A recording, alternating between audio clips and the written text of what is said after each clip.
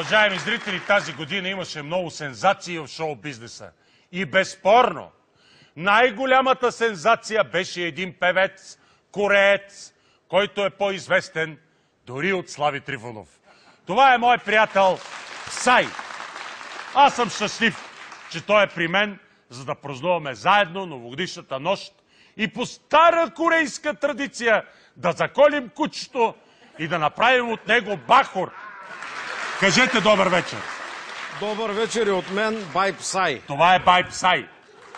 До сега се чувствах добре, но вече съм по-добре. Вече е по-добре. Защо? Защото откакто съм в България, вместо Бай Псай, ми викат Бай Псуй.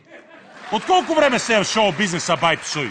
Аз съм отскоро в шоу-бизнеса и не мога да разбера защо, вместо да си хапвам и да си пивам сега, аз ще трябва да подскачам в тъй наречения Gangnam Style. Уважаеми зрители, сега следва нещо специално за вас. Нещо различно.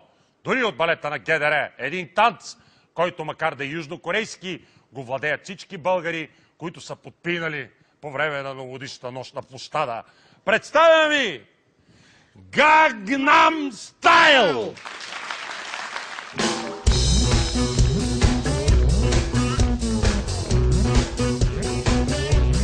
Gangnam Style.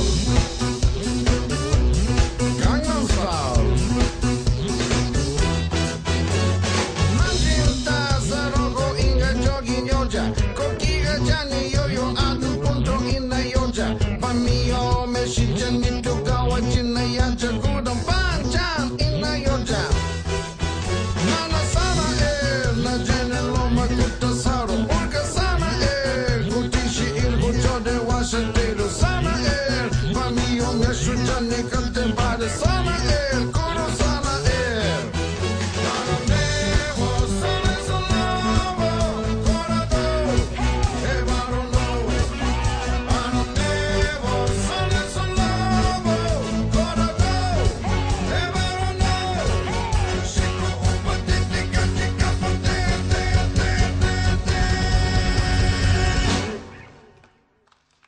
Oppa Gangnam Style.